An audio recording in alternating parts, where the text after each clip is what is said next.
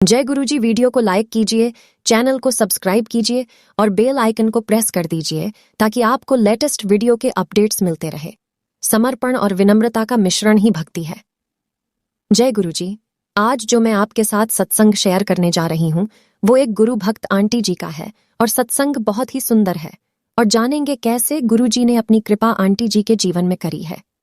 ये सारी चीज आज मैं आपके साथ इस सत्संग में साझा करूंगी, इसलिए सब सत्संग के अंत तक बने रहना और सत्संग को बहुत ध्यान से सुनना हो सकता है। इस सत्संग से आपके कई सवालों के जवाब आज आपको मिल जाए। चलिए आज का सत्संग शुरू करें। जय गुरुजी। एक समय था जब मंदिर, तीर्थस्थल, मूर्ति पूजा, रीति रिवाज और ज्योतिष, शुभ अशुभ लक्षण आदि सब बातें अत्यंत महत्वपूर्ण लगती थीं।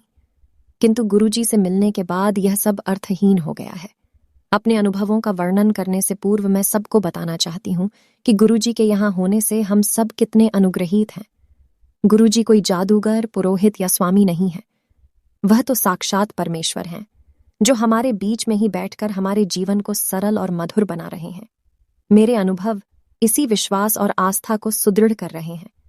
भक्त के रूप में उनसे मिलने के पहले दिन ही गुरुजी में मेरी श्रद्धा जागृत हो गई थी। उनके आशीर्वाद से ही नवंबर 2000 में मेरा पाणी ग्रहण हुआ। विवाह के कुछ दिन बाद ही गुरुजी मुझसे कहने लगे कि वह मुझे पुत्र देंगे। गुरुजी की इस पुनरोक्ति एक मुंडा लय ले पर मेरे पति और मैंने कभी अधिक ध्यान नहीं दिया, किंतु नवंबर 2000 से जुलाई 2003 तक वह यही दोहराते रहे। 7 जुलाई को गुरुजी के जन्म दिवस के पावन अवसर पर बड़े मंदिर में विशाल आयोजन था, जहां पर प्रातः 3:30 पर हम सब ने उनके दैवीय सान्निध्य का आनंद लिया। इसी समय गुरुजी ने मुझे बुलाया और कहा कि उन्होंने मुझे और मेरे पति को आशीष दिया है। हमने उनसे अनुमति ली और चल पड़े। पुनः इस बात पर कोई विशेष ध्यान नहीं दिया। एक सप्ताह के पश्चात 13 जुलाई 2003 को गुरु पूर्णिमा के अवसर पर मैं अपनी सास के साथ गुरुजी के दर्शन के लिए गई थी। गुरुजी कभी किसी से कोई गोपनीयता नहीं रखते। वह प्रत्येक से ऐसे बात करते हैं कि आसपास के लोग पूरा वार्तालाप सुन सकते हैं। परंतु उस दिन जब मैंने उनसे आज्ञा लेने के लिए उनके चरण स्पर्श किए, उन्होंने मुझे पास आने का इशारा किया और धीमे से बोले कि मैं गर्भवती हूं, पर यह बात किसी को न बताऊं। किंतु मैंने इस कथन की अवहेलना करी। मैंने यह समाचार अपने पति को दिया। उन्होंने इसे अनसुना कर दिया और बोले कि मैं गुरुजी पर कुछ अधिक ही विश्वास करती हूं। तत्पश्चात गर्भ परीक्षण का निर्णय आने तक मैंने प्रतीक्षा करी। 1 अगस्त को मेरे गर्भवती होने का परिणाम आया और गुरुजी की बात सत्य सिद्ध हुई। विचारणीय है कि मनुष्य होने के कारण हम अपना संयम खो बैठते हैं और स्वयं अपनी नजरों में गिर जाते हैं।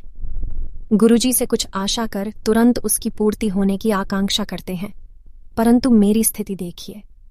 3 लंबे वर्षों तक गुरुजी मुझे संतान सुख का आशीष दोहराते रहे। इस बीच एक बार भी मैंने यह प्रश्न नहीं किया, न ही यह बात कभी मन में उभरी कि इतने लंबे अंतराल तक उनकी पुनरोक्ति के बावजूद यह क्यों नहीं हो रहा है। हम केवल रुकावट देख सकते हैं, गुरुजी तो उस रुकावट का समाधान निकालते हैं। वह जानते हैं कि फल प्राप्ति के लिए कब उचित समय है और उसे कैसे पूर्ण किया जाए। किसी भी पुरोहित, सन्यासी या जादूगर में जीवनदान देने की क्षमता नहीं है, किंतु गुरुजी ने यही किया।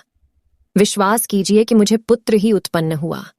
अंत में यही कहूंगी कि मुझमें और मेरे पति में चिकित्सा बिना संतानोत्पत्ति संभव नहीं थी, किंतु गुरुजी ने यह सहजता से कर दिया। प्रत्येक भक्त को 100% आस्था के साथ शब्द का मात्र एक शब्द या पंक्ति कई दिन, सप्ताह, मास या वर्षों तक एक ही कारण के लिए दोहराना पड़ सकता है। बार बार बंद द्वार पर दस्तक देनी पड़ सकती है, जिससे वह कभी तो खुले, और वह खुलता अवश्य है। जय गुरुजी। आप सबके साथ एक स्टोरी शेयर करती हूँ। इस स्टोरी को सब बहुत ध्यान से सुनना। स्टोरी का शीर्षक है पैरों के निशान। एक बार एक केकड़ा समुद्र किनारे अपनी मस्ती में चला जा रहा था और बीच बीच में पीछे मुड़कर वो अपने पैरों से बने निशान भी देखता जाता। वो थोड़ा आगे बढ़ता और फिर मुड़कर पैरों के निशान देखता और उनसे बने डिजाइन को देखकर खुश हो जाता। इतने में एक तेज लहर आई और उसके पैरों के सब निशान मिट गए। इस पर केकड़े को बड़ा गुस्सा आया। उसने लहर से बोला, मैं तो तुझे अपना मित्र मानता था, पर तुमने ये क्या किया? मेरे बनाए सुंदर पैरों के निशानों को ही मिटा दिया। कैसी दोस्त हो तुम? केकड़े की बात सुनकर लहर बोली, वो देखो, पीछे से मछुआरे आ रहे हैं और वो पैरों के निशान देखकर ही केकड़ों को पकड़ रहे हैं। मेरे दोस्त, तुमको वो पकड़ ना लें, बस इसीलिए मैंने तुम्हारे पैरों के निशान मिटा दिए। सच यही है कि कई बार हम सामने वाले की बातों को समझ नहीं पाते और अपनी सोच के अनुसार उसे गलत समझ लेते हैं, जबकि हर सिक्के के दो पहलू होते हैं। अपने मन में किसी के लिए बुरा भला सोचने से बेहतर है कि बातों को सही से समझकर निष्कर्ष निकालें। जय गुरु जी। अगर आपको आज का सत्संग अच्छा लगा हो तो आप इस सत्संग को और संगत के साथ जरूर साझा करें, जिससे वो भी महाराज का दिव्य आशीर्वाद प्राप्त कर सके। जय गुरु जी।